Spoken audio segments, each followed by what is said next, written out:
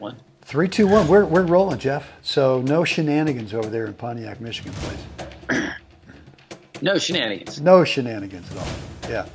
I was telling you guys yesterday that I was in Denver for a few days. Stayed with my friend who's got a apartment downtown Denver, and he's it's unbelievable. I don't want to go into it again, just the whole thing.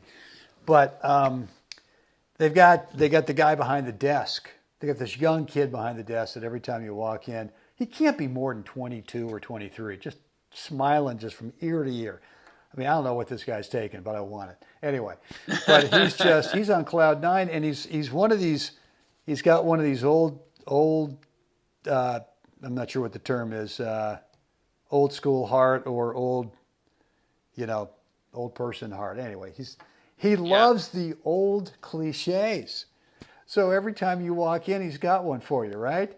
Like the other day I walked in, he said, "Hey, Daddy-O."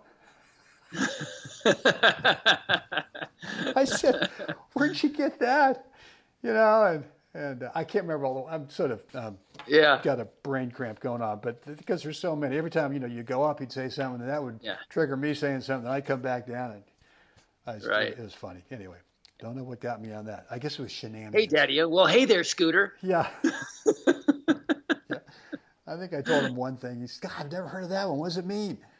He says, "Oh, I'm going to remember that one. All right, guys, listen, thanks for hanging out with another episode of Gold Ball Hunting podcast. We're actually working tennis here. We're just not working, shenanigans and Daddy-O stuff. Yeah.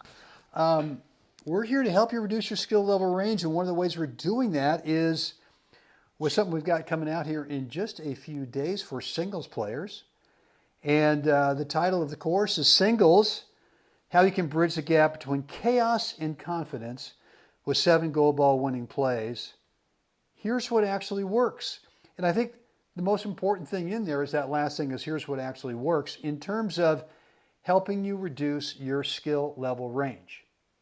And your skill level range is that one day you play great and the next day you play like crud, right? This day you're confident, down here it's chaos. How do we bridge that gap? And what we've got are 7 very specific plays anyone can deploy to be able to start playing at the top of your skill level range day in and day out. That's where you build confidence. You don't build confidence down in here. No, it's up in here. No. One of the things we've got several bonuses in the offer we're going to make to you guys when it comes out in a couple of days. But one of them is and I got to give Jeff full credit for this part of it, is 10 ways to create positive stress in practice. And Jeff, you've got 10 different kind of games or things that we can do.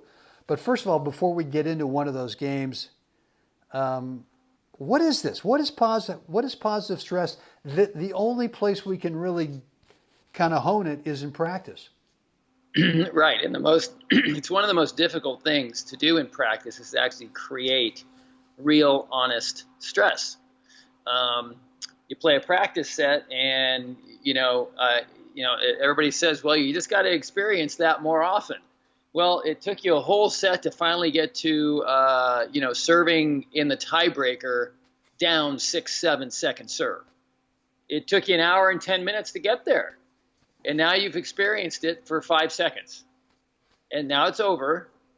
And you either won the point or not, but what are the emotion? You know what I mean? It's this brief fleeting moment. And in a tournament, that moment lasts a little longer because you lead up to it and then you experience it and then it lingers for a while because it's a tournament. It has a bigger issue on it, bigger pressure.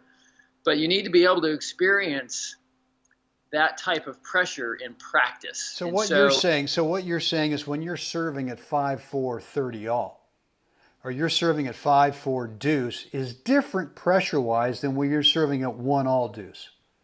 Totally. No question.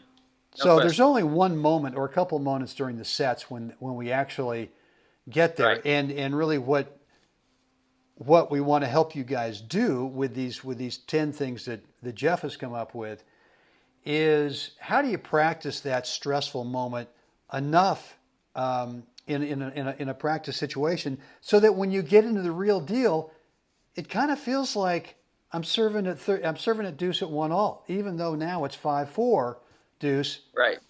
I'm still feeling that relaxed. I can do what I want rather than, oh my God, I just hope this guy, please. Yeah. Give it to me. Yeah. You don't want to deploy the hit and hope strategy. Hit and hope. And because it's just so random, you know, and if it works, you're a hero and everybody cheers and it's wonderful, but most of the time it probably doesn't. And so this is designed to get you to those pressure moments, more often in every game of a set. All these constraints are about hitting those moments every game. Yeah. So that you're going to experience it for a whole set. And yeah, in the bottom or the end result is if you practice this enough, you get desensitized to that stress when you're playing your real match. So let's pick out one of them. I'm looking at number 5 here, which is when the score gets to 40 or it's deuce or it's an ad for either one of the players, whether you're serving or receiving, the server gets just one serve. How does that work? One serve. It's just that. So let's say it's 30-all. I play the next point. If I'm serving, I serve. And if I lose the next point, and now I'm serving at 30-40, I now get one serve because the returner has 40 first. Doesn't matter whether the server or receiver gets 40. Whoever gets 40 first. Yep. At that point forward in the game, the rest of the game, the server gets one serve per point. And so now you've got to think. You've got to really tactically think about where am I going to deliver this serve that gives me the greatest possibility of something I get to work with off the return. And I can't just go in there with the hit and hope. I'm just going to hit the cannon and hope it works out.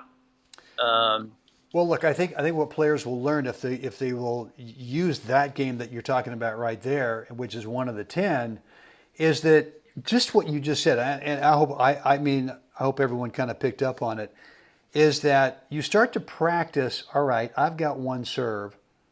What is the best serve I've got right now at this moment? Not only that I can depend on, that it's going in, right? It's not going to be a double fault. It's going in, and it's not going to be the hit and hope. It's going to actually be, based on this player that I've got out here today in practice, what's maybe the best place to go ahead and serve it. And I think the more you do that, not only will you start to desensitize the stress level, but now when you get into matches, you'll become way more strategic and tactical in terms of, here it is, man. It's ad out. What do I strategically and tactically what do I need to do here? Right. You may start to learn, too, that, here it is. I've got the ad at 5-4, 40-30, serving for it. And you know what? I think I'm going to throw in the big kicker on the first serve. Why not? I'm going to throw in something, a little change up here. I know I get an extra. I'm going to serve and volley. I'm going to get an extra step in, blah, blah, blah, whatever it might be. But you start to really tactically understand your serve. You understand your toolbox better. And you start to understand the value of making a first serve. Yeah.